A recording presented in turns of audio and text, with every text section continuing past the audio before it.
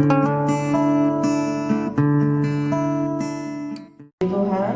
sekali lagi shalom Bapak Ibu Saudara. Puji Tuhan kita diberikan kesempatan kembali untuk datang beribadah kepada Tuhan. Mari pagi hari ini kita pergunakan waktu sebaik-baiknya untuk kita memuji menyembah nama Tuhan. Amin.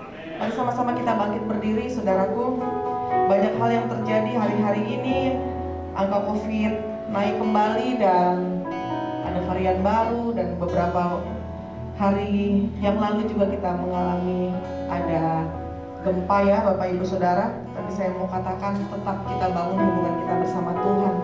Pasti kita semuanya dalam perlindungan Tuhan. Firman Tuhan katakan langit dan bumi akan berlalu, tapi perkataan Tuhan tidak akan berlalu. Katakan amin. Mari kita persiapkan hati kita. Kita mau sembah Tuhan. Kuduskan, sucikan setiap kami Bapa. Layakan setiap kami umat-Mu untuk menyembah-Mu Tuhan. Di dalam nama Tuhan Yesus Kristus. Haleluya. Amin. Mari naikkan ucapan syukur-Mu saudara. Terima kasih Tuhan. Terima kasih Yesus. Kami datang, kami bawa hidup kami, kami bawa persembahan Tuhan. Ini kami umat Tuhan, layakan kami memuji-Mu, layakan kami menyembah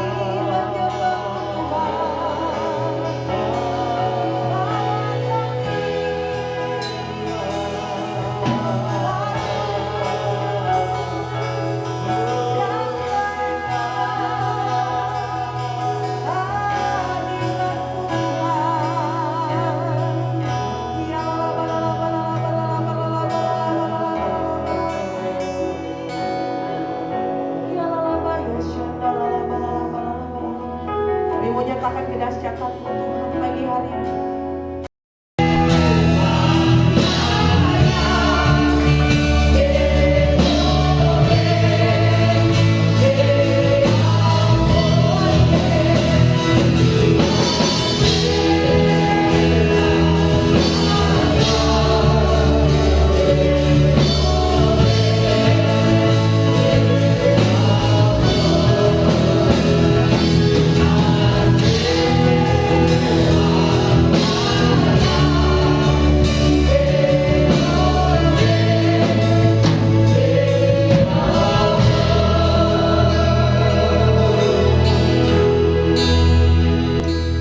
Tetap dalam hadirat Tuhan. Mari kita buka hati kita buat Roh Kudus. Biar Roh Kudus mengambil alih kehidupan kita. Dia Allah yang kudus, kudus, kuduslah Tuhan. Biar kekudusan Tuhan meliputi kehidupan kita saat ini. Bekerjalah dengan sebebas-bebasnya Roh Kudus. Karena kami tak dapat hidup tanpa pimpinan dari Allah Roh Kudus. Saat ini Tuhan, kami sungguh merasakan kehadiran-Mu ya Tuhan. Amin. Kami rindu lebih dalam lagi menyembah Tuhan. Lebih dalam lagi masuk dalam hadirat-Mu. Karena kami tak bisa hidup di luar hadirat-Mu Tuhan. Kami bangga punya Allah seperti Engkau Tuhan Yesus. Tidak saja kami ini mendengarkan kebenaran firman Tuhan. Berikan kepada kami hati sebagai hamba. Sehingga seorang murid supaya kami mengerti firman Tuhan yang kami lakukan dalam kehidupan kami. Amin. Mari tutup bungkuskan dengan kuasa dari Yesus. Kirim malaikat Tuhan menjagai setiap jalan kami. Kami kata patahkan, putuskan, kami hancurkan, kami usir Tuhan kuasa-kuasa kegelapan, kuasa setan, menghambat hadirat Tuhan, mengganggu konsentrasi kami dalam mendengarkan firman Tuhan. Kami kata patahkan keluar. Amin. Ketika kami mendengar firman Tuhan, iman kami dibangkitkan, yang lemah dikuatkan, yang sakit disembuhkan, yang bersusah hati dihiburkan, yang berdosa diampuni, bahkan yang terikat dilepaskan. Dan kami percaya kami pulang dari tempat ini tidak sama seperti kami datang. Kami pulang dengan jawaban, kami pulang dengan kemenangan, karena Yesus ada bersama-sama dengan kami. Dan berfirmanlah, karena kami anak-anak-Mu sudah siap menerimanya. Bagi kita semua yang diberkati Tuhan, sama-sama katakan amin. Amin. Tuhan, shalom. Apa kabarnya Bapak Ibu Saudara? Luar biasa. Luar biasa. Masalah kita biasa, Yesusku luar biasa. Jadi jangan lihat masalah kita yang besar, tetapi lihat siapa yang besar? Yesus. Saya percaya kita datang di tempat ini bawa masalah, tapi percaya kita pulang dari tempat ini kita bawa kemenangan. Amin. Puji Tuhan. Siap mendengarkan kebenaran firman Tuhan Bapak Ibu? Puji Tuhan. Yang sudah siap katakan amin. Puji Tuhan. Baik Bapak Ibu Saudara, biasa kalau baru pertama kali datang, ya biasa ada pepatah. Kalau tak kenal maka tak sayang. Puji Tuhan. Baik Bapak Ibu Saudara, perkenalkan nama saya Victor Wondal, Bapak Ibu Saudara, pendeta Madya Bapak Ibu. Dulu kan pendeta muda Bapak Ibu Saudara.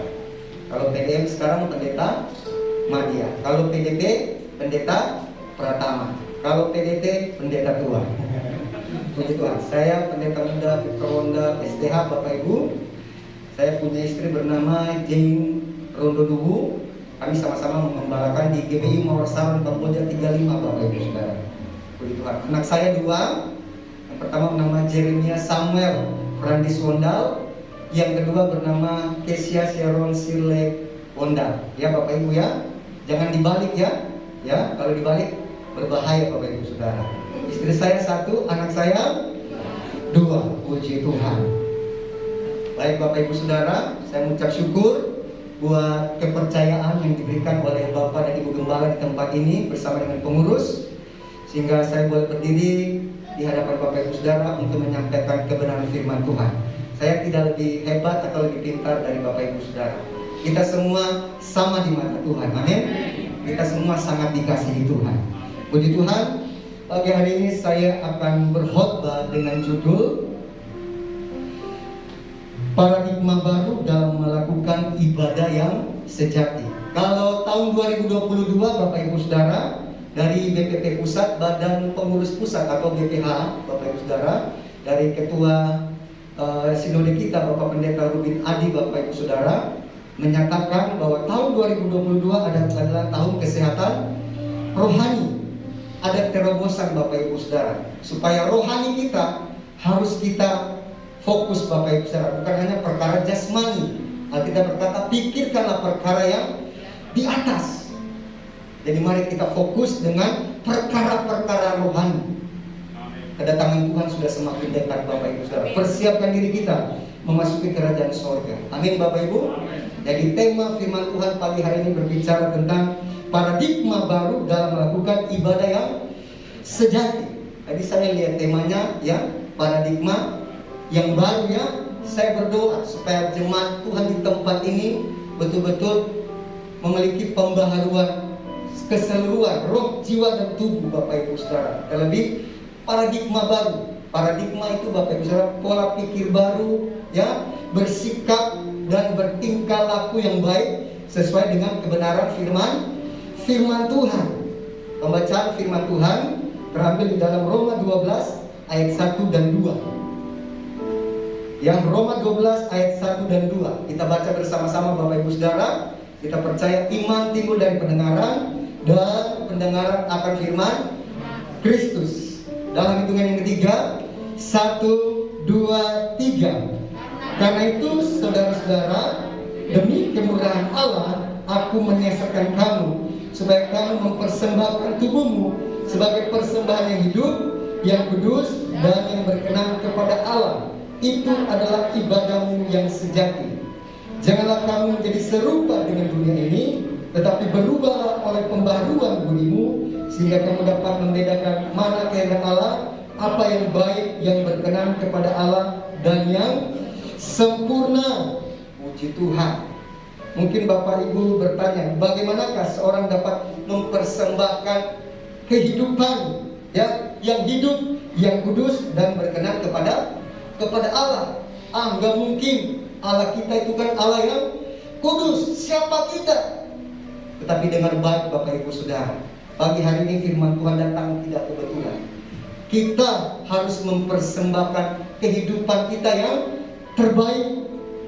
Hidup kita, karena hidup kita adalah penyembahan. Kita diciptakan dalam kemuliaan, dan kita diciptakan untuk menyembah Tuhan. Kalau dalam konteks perjanjian lama Bapak Ibu Saudara, ya, orang Israel kalau mau datang kepada Tuhan, mereka datang membawa korban persembahan, korban penghapus dosa, korban penebus salah. Dan imam yang bertugas yang akan membakar korban persembahan. Dan seorang imam pun itu harus hidup kudus. Kalau imamnya nggak hidup kudus, Bapak Ibu Saudara, ya, hidup tidak berkenan, ya, hidup di dalam dosa, hidup dalam persinahan, maka imam itu akan dibunuh Tuhan. Itu perjanjian lama Bapak Ibu Saudara. Ya, karena firman Tuhan itu iya dan amin. Kita semua hamba-hamba Tuhan Bapak Ibu Saudara. Saya pun Bapak Ibu Saudara sebagai gembala, melayani Tuhan sebagai imam dalam keluarga, peran kita itu sangat penting Bapak Ibu Saudara. Sebagai imam, sebagai hamba Tuhan, kita bawa keluarga kita lewat mesbah doa setiap hari. Kita ajak anak-anak kita untuk terlibat dalam pelayanan. Kita ajak anak-anak kita dalam hal berdoa, dalam membaca firman Tuhan, dalam menyembah Tuhan. Supaya apa? Kehidupan mereka, gaya hidup yang menyembah. Ya Bapak Ibu Saudara, di tengah-tengah keadaan yang kelihatannya kurang menguntungkan ini, haruslah kita ingat bahwa firman Tuhan tetap berlaku. Firman Tuhan tetap iya dan amin Bapak Ibu Saudara. Alkitab berkata, langit dan bumi akan lenyap, tetapi firman Allah tinggal tetap. Ya, secara khusus di dalam Roma 12 ayat 1 dan 2 yang akan kita bahas ini, Rasul Paulus menasihatkan kita untuk tetap mempersembahkan tubuh kita sebagai persembahan yang hidup, yang kudus dan berkenan kepada Allah sebagai ibadah yang sejati. Jadi kalau ada ibadah yang sejati, ada juga ibadah yang tidak sejati. Kalau ada cinta yang sejati, ada juga cinta yang tidak sejati. Bayangkan hidup ini tanpa cinta. Bagaimana dengan nasib Rangga? Ya kan, yang suka nonton filmnya Layar Lebar. Bayangkan kalau hidup ini tanpa kasih, pasti dunia ini penuh dengan kebencian. Orang Kristen terpanggil untuk melakukan kasih, karena Allah adalah kasih. Puji Tuhan. Nah, mari kita perhatikan apakah makna dari masing-masing kata di atas berikut ini. Ada 3 hal Bapak Ibu Saudara. Yang pertama, katakan hidup. Hidup Bapak Ibu Saudara, ya. Kata hidup di sini berasal dari kata Yunani dipakai kata sao, yang secara harafiah berarti bernafas, tidak mati. Coba taruh tangan sekalipun pakai masker. Coba hembuskan nafas, tarik nafas. Masih bernafas ya? Berarti masih hidup. Jadi salah satu rahasia umur panjang, jangan berhenti bernafas. Haleluya. Jadi salah satu rahasia umur panjang, jangan berhenti bernafas. Puji Tuhan. Orang umur 70 tahun, 80 tahun, 90 tahun, kenapa mereka umur panjang? Karena masih bernafas. Hanya orang mati aja yang tidak bernafas Bapak Ibu Saudara. Kita semua orang yang hidup sehat diberkati Tuhan. Amin. Puji Tuhan. Bukan hanya itu saja, kata ini juga mengandung makna segar, ya, segar Bapak Ibu Saudara, kuat dan efisien. Kalau kita belajar Alkitab, Daniel, Sadrak, Meshach, dan Abednego, anak-anak muda yang luar biasa, yang mereka memiliki roh yang excellent, roh yang luar biasa. Mereka tidak mengenaliskan diri dengan makanan raja. Mereka berpuasa 21 hari. Mereka hanya makan apa? Sayur-sayuran. Dan lihat penampilan mereka setelah 21 hari. Ya, gemuk dan segar Bapak Ibu Saudara. Mereka cakap. Bahkan Alkitab berkata, mereka memiliki roh yang luar biasa. Dan mereka 10 kali pintar di antara orang-orang muda di kerajaan Babel Bapak Ibu Saudara. Luar biasa. Saya berdoa anak-anak muda di tempat ini bangkit. Ya, di gereja saya juga Bapak Ibu Saudara, anak-anak mudanya lagi menurun. Saya mencari sebab, Tuhan, ini kenapa anak-anak muda tidak banyak hadir di gereja. Mereka lebih nyaman di rumah karena mungkin kecanggihan teknologi. Ya, nggak usah ibadah lah, kan bisa beribadah lewat live streaming, YouTube, Facebook. Kan banyak khotbah pendeta-pendeta hebat di YouTube. Kita nonton aja. Bapak Ibu Saudara, jangan kita terlena dengan dunia ini Bapak Ibu Saudara. Kalau menurut saya, ibadah yang berkenan Bapak Ibu Saudara, yaitu kita datang selagi Tuhan berkenan ditemui. Saat ini Bapak Ibu Saudara, kita diberi kelonggaran Bapak Ibu. kita pergunakan sebaik mungkin. Belum ada gereja yang bisa buka, bahkan terbatas. Kalau mau ke gereja pun harus daftar dulu. Kita dikasih kesempatan luar biasa, pergunakan Bapak Ibu. Amin. Puji Tuhan. Haleluya. Artinya Bapak Ibu Saudara, selagi kita masih hidup, hidup kita harus bermakna, menjadi berkat, bukan menjadi batu sandungan. Katakan berkat. Berkat Bapak Ibu Saudara. Kata berkat ada berapa huruf? Ada 6. Ya, ada 6. B, E, R, K, A, T. Kata berkat ini di tengahnya tuh ada huruf apa? K. Kalau K itu diangkat jadi apa? Diambil, jadi berat. K itu siapa? Kristus. Jadi artinya hidup tanpa Yesus terasa berat. Tetapi kalau kita libatkan Yesus dalam tengah-tengah kehidupan kita, hidup yang berat berubah jadi berkat. Tuhan itu sanggup mengubah siang menjadi malam, Bapak Ibu Saudara. Kutuk jadi berkat. Persoalan kita hari ini apa? Serahkan kepada Tuhan. Amin. Karena Yesus hadir di tempat ini. Haleluya. Puji Tuhan. Jadi kalau kita hidup jangan untuk diri kita sendiri. Amin Bapak Ibu. Roma pasal 14 ayat 7 sampai 9 dikatakan di sana. Sebab tidak ada seorang pun di antara kita yang hidup untuk dirinya sendiri, dan tidak ada seorang pun yang mati untuk dirinya sendiri. Sebab jika kita hidup untuk Tuhan, dan jika kita mati untuk Tuhan. Jadi baik hidup atau mati, kita adalah milik Tuhan. Sebab untuk itulah Kristus telah mati dan hidup kembali, supaya menjadi Tuhan baik atas orang-orang mati maupun atas orang-orang hidup. Artinya Bapak Ibu Saudara, ketika kita hidup, kita harus hidup untuk Tuhan. Dan jika kita mati untuk Tuhan. Jadi kita yang hidup, kita adalah milik Tuhan. Dan kita yang mati pun adalah milik Tuhan. Artinya hidup dan mati kita adalah milik Tuhan. Gak mungkin selama kita menjalani kehidupan ini, kita hidup ya bagi Tuhan, kita melayani Tuhan luar biasa, dan ketika mati kita milik iblis. Enggak ya Bapak Ibu Saudara ya. Dan gak mungkin kita menjalani hidup ini ya, kita ikut apa kata dunia, kita milik iblis. Dan ketika kita mati, kita bukan milik Tuhan Bapak Ibu Saudara. Pastikan hal itu Bapak Ibu. Jadi kalau kita hidup untuk Tuhan. Dan ketika kita panggil ya, kita didapati tetap setia. Kita menerima mahkota kehidupan kekal. Mau terima mahkota kehidupan kekal? Puji Tuhan Bapak Ibu Saudara. Jadilah berkat, karena hidup ini adalah sebuah kesempatan. Banyak tokoh-tokoh di Alkitab Bapak Ibu Saudara punya pergumulan luar biasa. Musa, waktu Tuhan pilih dia Bapak Ibu Saudara, Musa bilang, saya tidak pandai berbicara Tuhan. Sampai terjadi komunikasi, Tuhan marah sama Musa ya. Akhirnya Harun menjadi penyambung lidah Tuhan.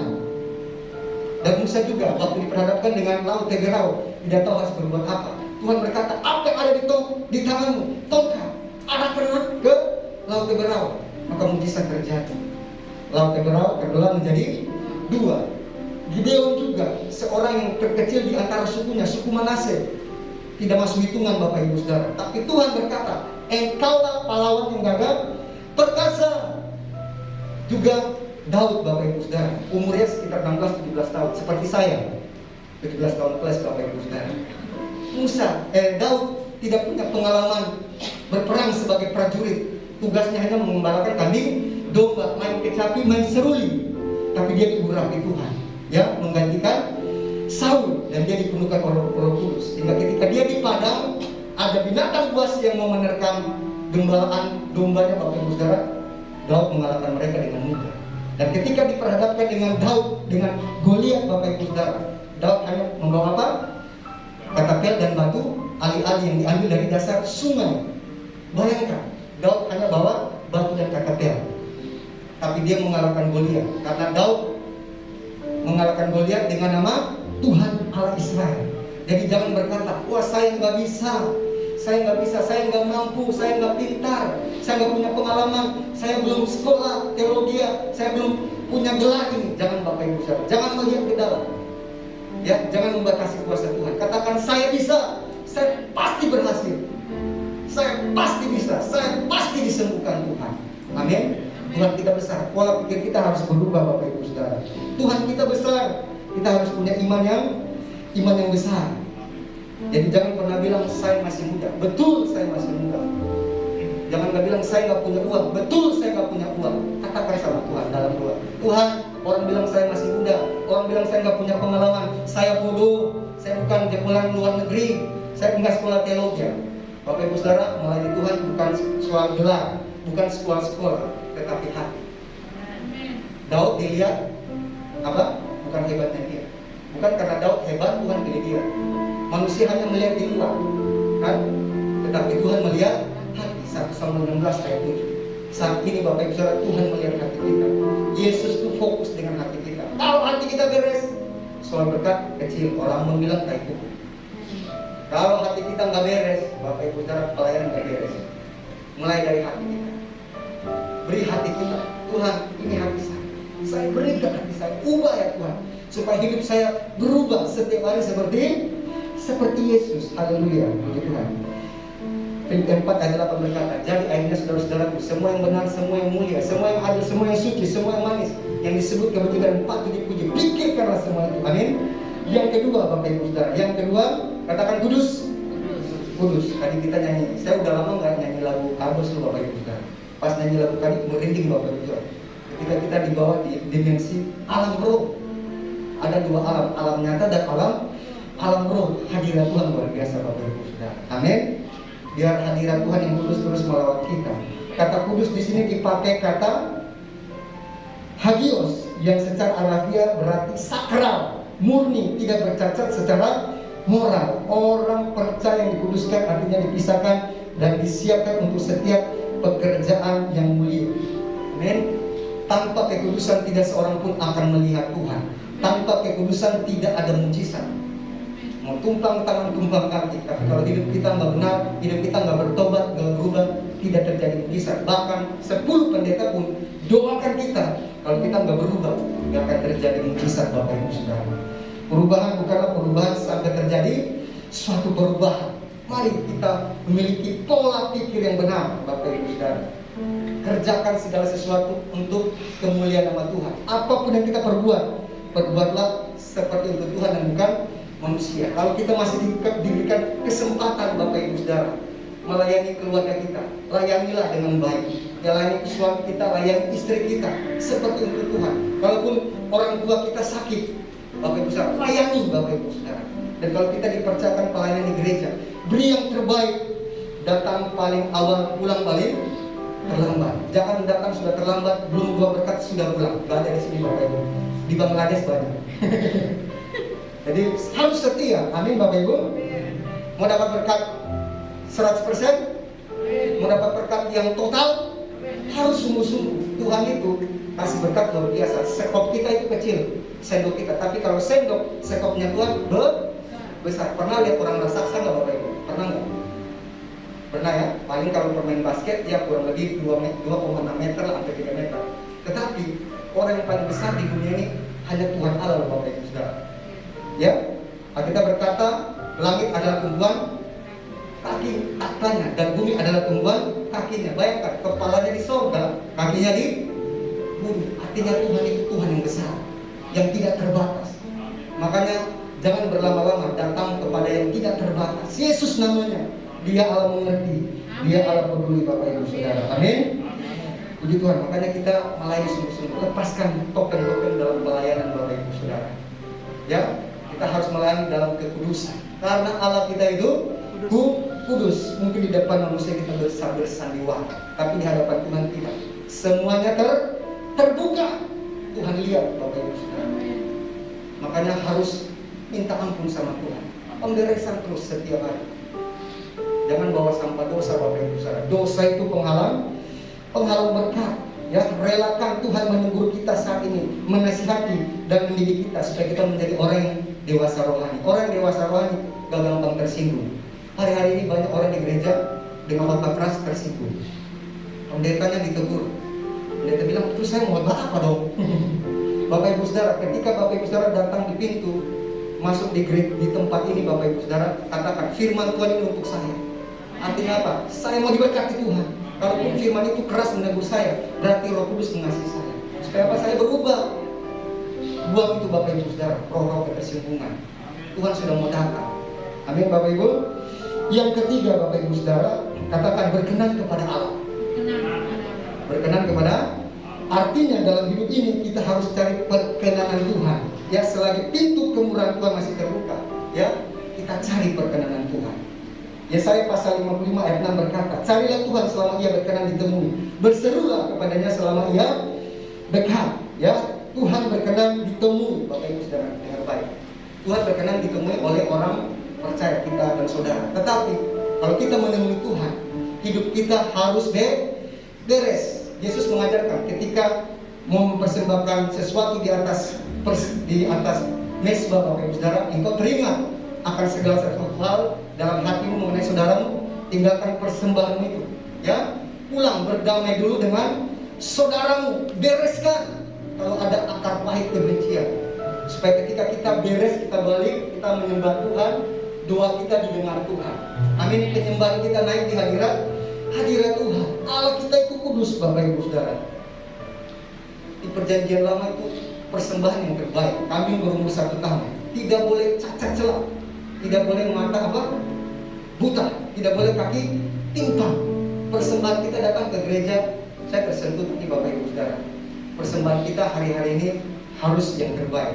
Walaupun masuk di amplop, itu kita menghargai berkat Tuhan. Saya ajarkan jemaat juga, jangan sisa persembahan, jangan sisa belanja di warung. Belanja di warung kembali berapa? Receh ya, 2.000, 5.000. Tapi kalau persembahan terbaik, ya, tiap bulan minggu keempat sebelum minggu pertama bawa persepuluhan, tukar di bank. Ada pecahan 50, ada pecahan 5.000 yang baru, 20.000, 10.000. Beri yang terbaik, Bapak Ibu Saudara. Kalau kita belajar, ini bukan soal nilai, Bapak Ibu Saudara, tapi yang terbaik. Orang Ambon ini, Bapak Ibu, orang Ambon, kalau mau ibadah hari Minggu, hari Sabtunya, kalau mau siapkan persembahan, ya, kalau ada orang Ambon jadi angkat tangan, betul nggak kalau saya ngomong? Kalau duitnya agak lecet, listrik lah Bapak Ibu buat Tuhan. Dan orang Ambon itu kalau mau bulan-bulan mau Natal gini, Bapak Ibu Saudara, hari-hari besar, kalau dapat baju baru, sepatu baru, mereka nggak akan pakai dulu sebelum mereka pergi ke gereja.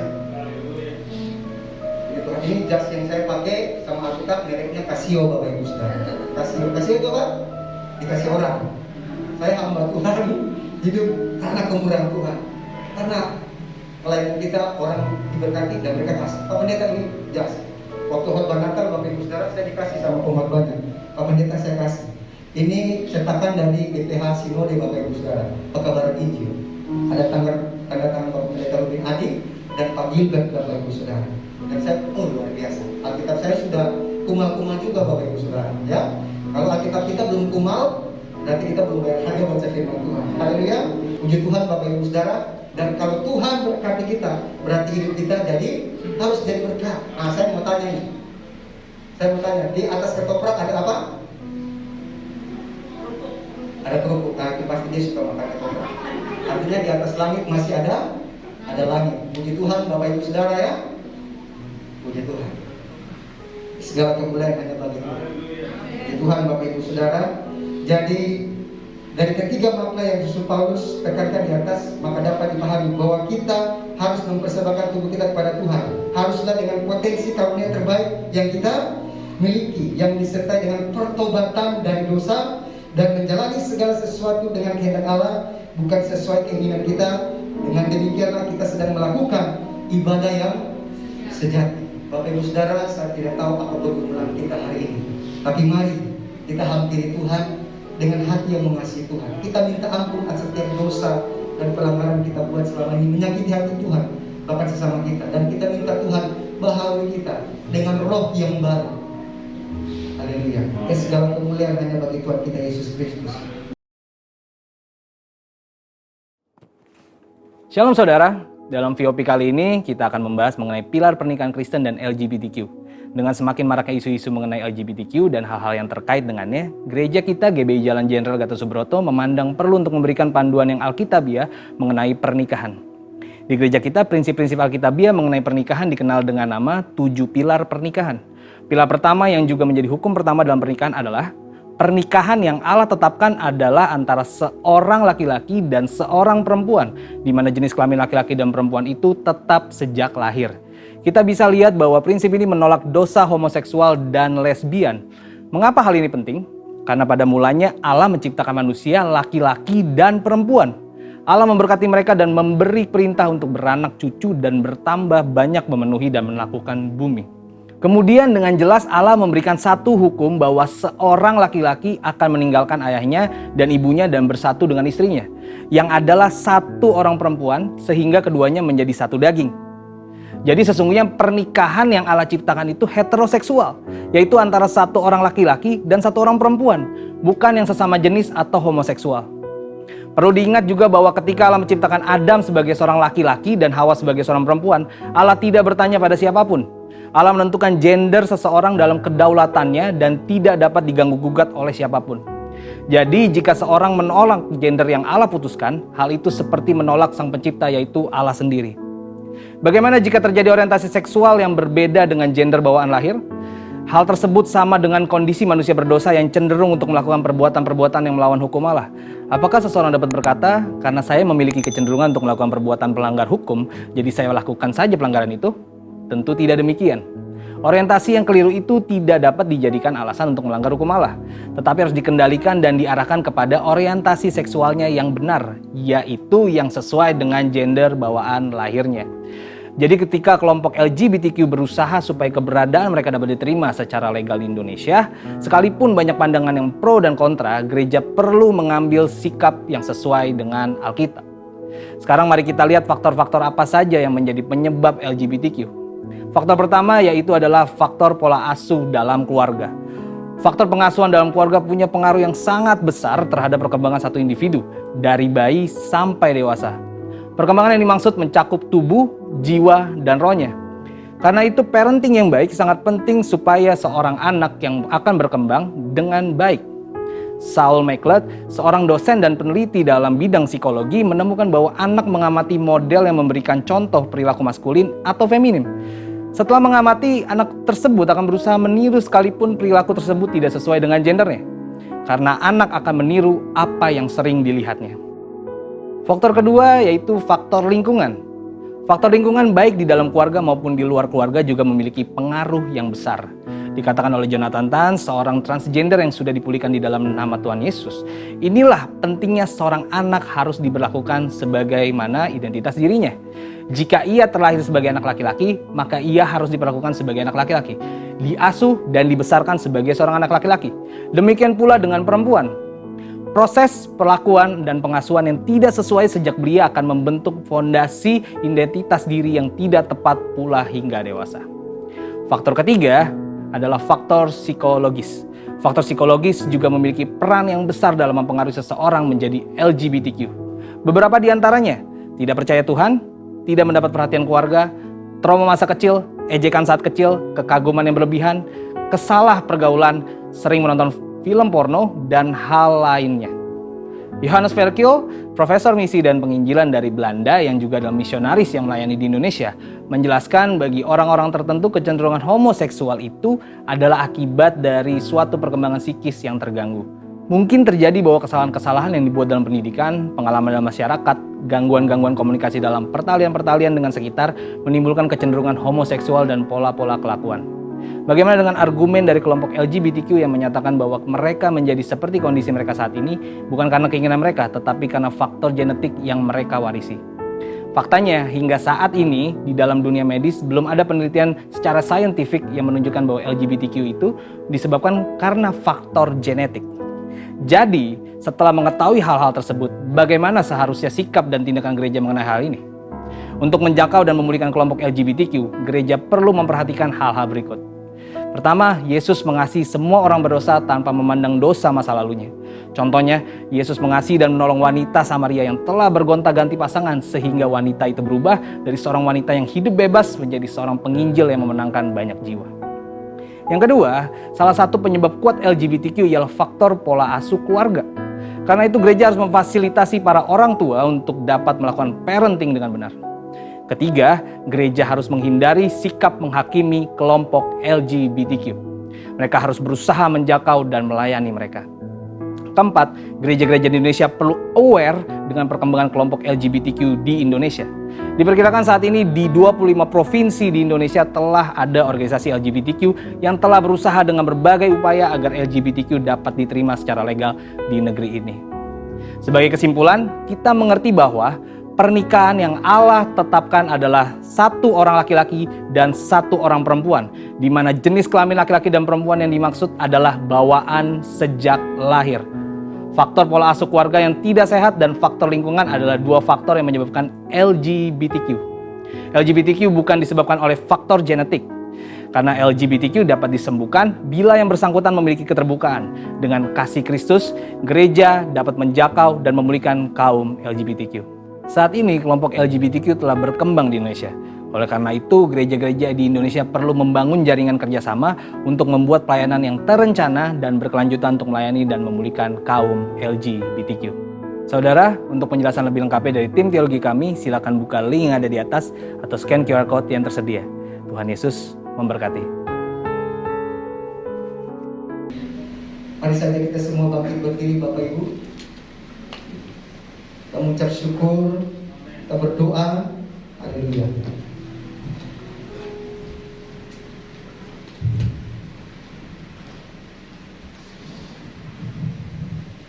Terima kasih Bapak yang baik, Engkau ada di tengah-tengah kami. Terus pimpin kami. Kami sudah mendengarkan kebenaran firman Tuhan. Matrakan firman Tuhan dalam hati kami, supaya kami tidak berdosa kepada Engkau. Berkati jemaat Tuhan yang hadir saat ini, yang melayani. Tuhan memberkati dan pakai lebih heran, lebih dahsyat lagi. Kami mendoakan buat kedua hamba Tuhan di tempat ini, Bapak Ibu Gembala, Pak Abraham Sugio dan Ibu Dewi, di dalam nama Tuhan Yesus. Tutup bungkus dengan kuasa dari Yesus. Kini malaikat Tuhan memagari kehidupan keluarga hamba-Mu ya Tuhan, sehingga hamba-Mu sentiasa dalam perlindungan Tuhan, sehat diberkati Tuhan, dan tetap melayani Tuhan, mengembalakan jemaat yang Tuhan percayakan ini, sehingga nama Yesus semakin ditinggikan, kerajaan ditegakkan, dan banyak jiwa dimenangkan untuk hormat kemuliaan nama Tuhan. Karena itu Bapak Ibu Saudara, saleh-saleh Kristus, arahkan hati kita kepada Tuhan.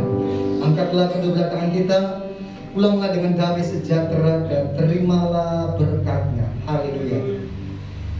Kiranya anugerah yang sempurna dari Allah Bapa di sorga, rahmat dan ampunan dari cinta kasih dari anaknya Yesus Kristus, hikmat marifat urapan yang baru, serta tuntunan dari Allah Roh Kudus senantiasa menyertai seluruh kehidupan kita mulai saat ini, sehingga apapun yang kita kerjakan selalu berhasil dan beruntung, semakin hari semakin naik terus dan turun dari kepala dan bukan ekor. Sehat diberkati Tuhan, memberitakan Injil Kristus menjadi pemenang-pemenang jiwa. Tuhan memberkati Engkau dan melindungi Engkau. Tuhan menyinari dengan wajah dan Engkau kasih karunia. Tuhan mengadakan wajahnya kepadamu dan memberi orang sejahtera.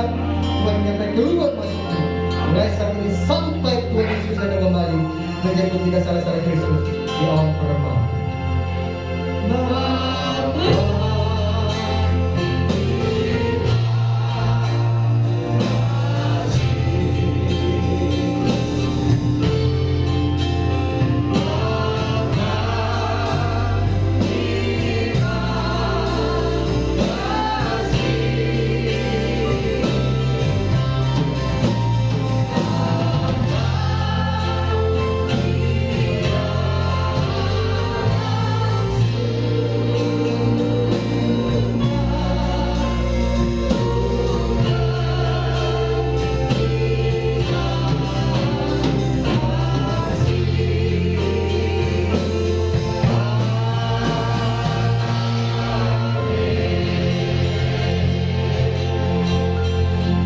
Silakan bersaat teduh sejenak, saudara.